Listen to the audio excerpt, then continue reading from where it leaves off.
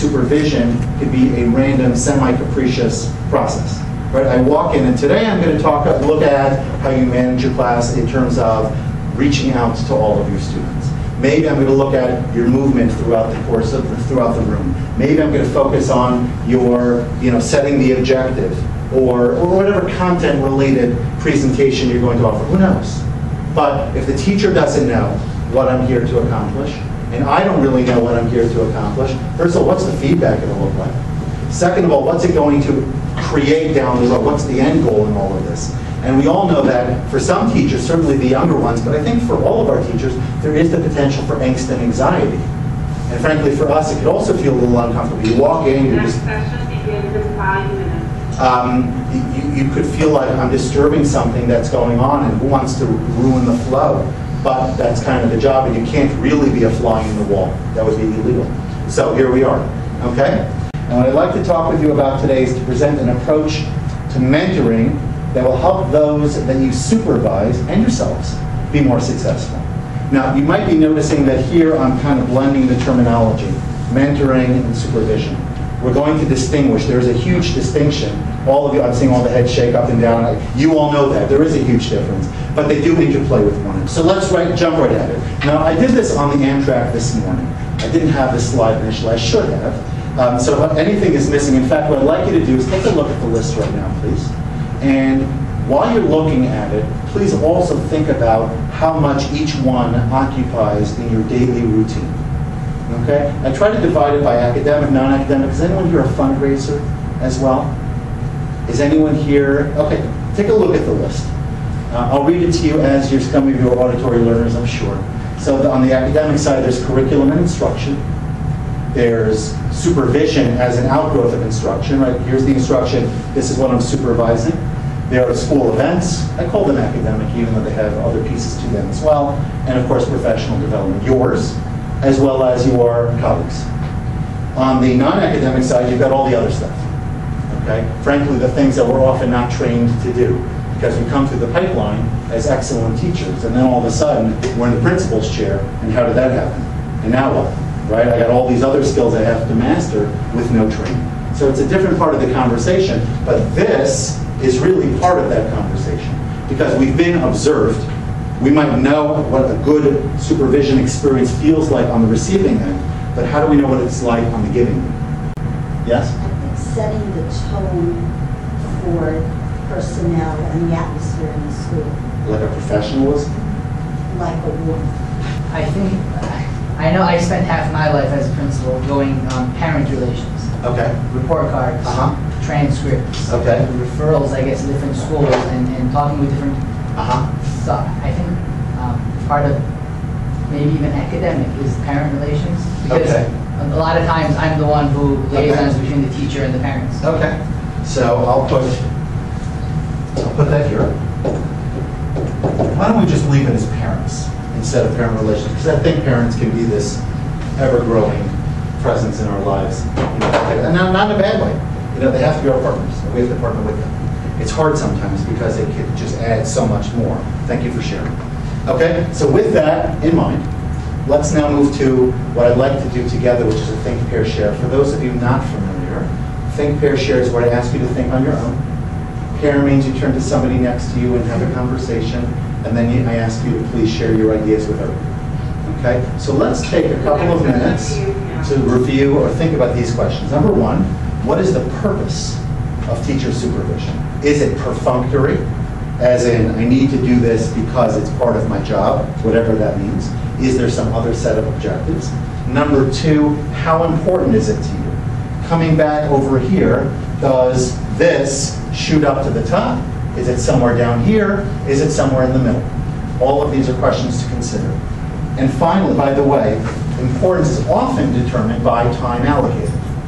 Oftentimes, either by you or by a designee. I do want to make that distinction. That's important. We may have assistant principals or other second tier, so to speak, administrators that are tasked to oversee specific teachers. A head of school of a large institution can't be expected to be in so many classrooms so often as to be the sole source of feedback. There's no way. But you are driving that bus, and you're making sure that this is occurring on a regular basis. So however you want to frame it.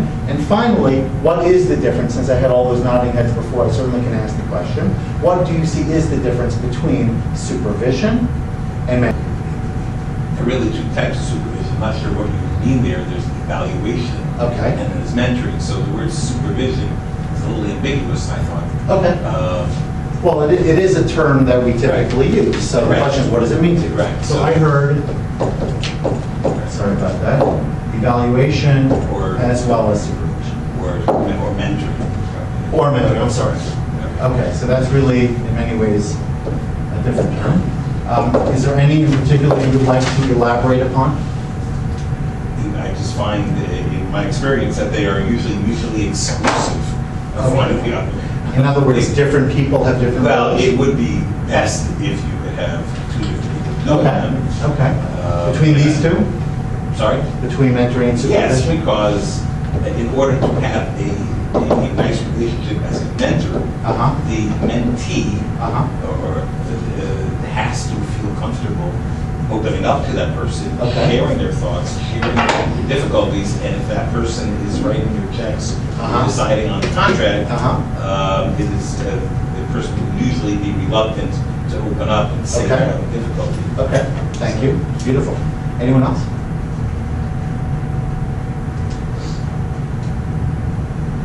I would just point out on the Yes. evaluation angle Uh-huh. that you wrote down, there's the micro and the macro. There's very Okay. specific skill sets that this Uh-huh. employee needs to be executing just to accomplish the job. Uh-huh. And then there's more of the macro is the institutional fit,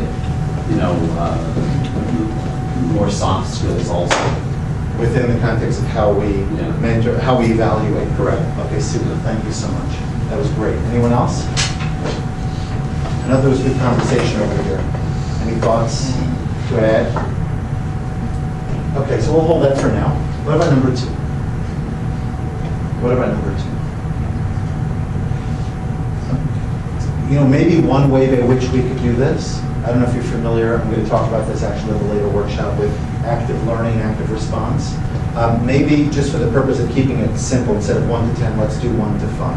With 5 being most important and 1 being of the lesser importance. If you could just take the hand you typically write with and demonstrate right over here. 5 would be really, really important, 1 would be very non-important, and any other number in between would be somewhere in that continuum. Would you mind doing that for a second so that I can get a quick survey of the room? Whether this is not, and you don't answer to me, this is not a reflection of your professional practice, I'm not going anywhere with this. Okay. I saw a lot of 5s and a couple of 4s and 1 or 2 lower numbers. Would anyone who put a 5 up like to elaborate? Yes, please. I would say that it's a 5 in terms of how important it is. Uh-huh. When you ask where does it rank, Uh-huh. it moves down to at least a 2.5 or 3, because unfortunately we tend to get swamped. And it's something that every year we sit down. And So it's some are intellectually important, We know but it's it's not right. really important. No, we know it's the right thing, but crises and things that must be taken care of, It's and just not the parent that practical. shows up, Right, take its right, place, and right. we're under duress and stress. Beautiful. and we miss Thank you for sharing the that. opportunity. Yeah, we all struggle with that. Sort of like, when the chief fire officer of your district shows up and says, time for a fire drill, right? Everything else stops, right? Or God forbid a child is, missing, or there's an injury, whatever it is, that takes clear priority. I understand that. I will say that the amount of time we allocate to something is usually largely, maybe not consistently, but to a large degree indicative of where we consider in terms of our importance continuum. And I'm not here now to ask anybody to do any soul searching, but I do think it's important to realize that if we see it as being crucial, it gets done. If we see it as being a nice thing that we do when we can, then we all know it typically doesn't get done. If it's really important, the things that matter most to us, hopefully, always get done. What would you say are the 2 most important parts of your job? If you had to speak to them somewhat in larger terms. The main responsibilities of a head of school are? Supporting staff and supporting students. Doesn't necessarily mean you're doing it personally, but Uh-huh. making sure there's support. for Okay, students. fantastic, very important, thank you.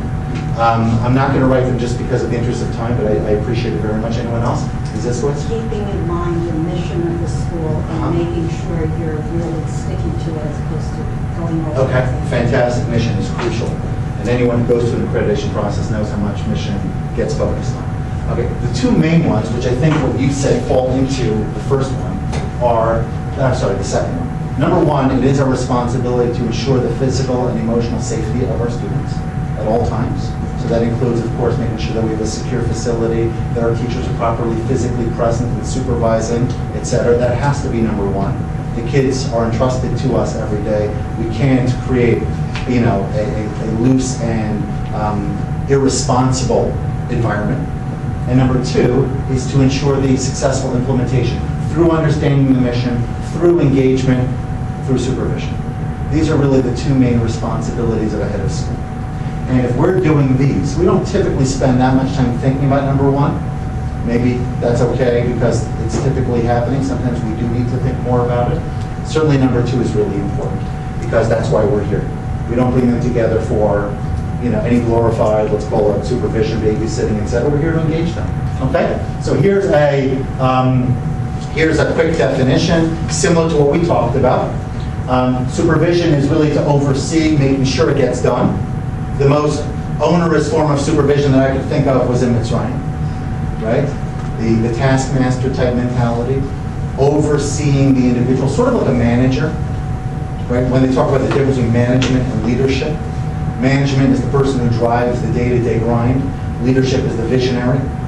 Okay, each one has its place. You can't just be a visionary. You have to have somebody who's making it happen. And then you have the mentorship piece as well. Whether or not, to come back to Rabbi Nissel's point for a moment, whether or not you are the mentor, or whether you, for example, select a experienced colleague to serve the role as mentor, hopefully everybody, as a principal, is also, on some level, a mentor. In other words, hopefully it's not exclusively one versus the other. A, it would be terrible for your relationship, but B, you have so much to give. That experienced teacher might be great, but she might not be able to compare to everything you know. You were promoted, right? There's a reason why you were seen as exemplary in your professional practice. So you certainly want to be able to share that at faculty meetings, at in-service workshops, and in one-to-one conversation.